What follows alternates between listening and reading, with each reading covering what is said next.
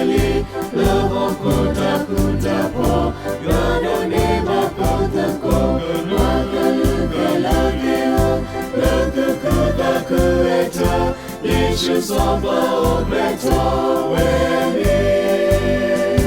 Lokana kalukamo, Yesu sopa opeli, leho kuda kuda po, gadone bakota ko, wakaluka lakeo, leku kuda kueto, ukokosa Yesu sopa opeli.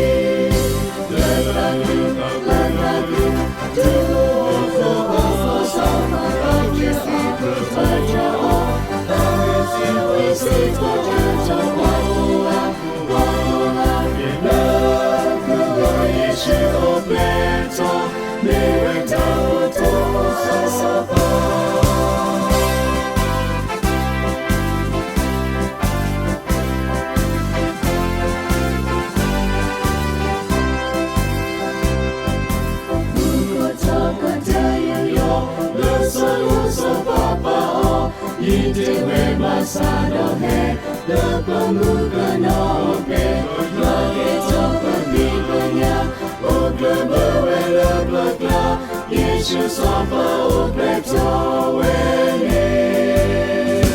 Muka toka teyo yo, leso yo sopa pao, itewe masado he, lepo muka no pe, lage topa pipanya,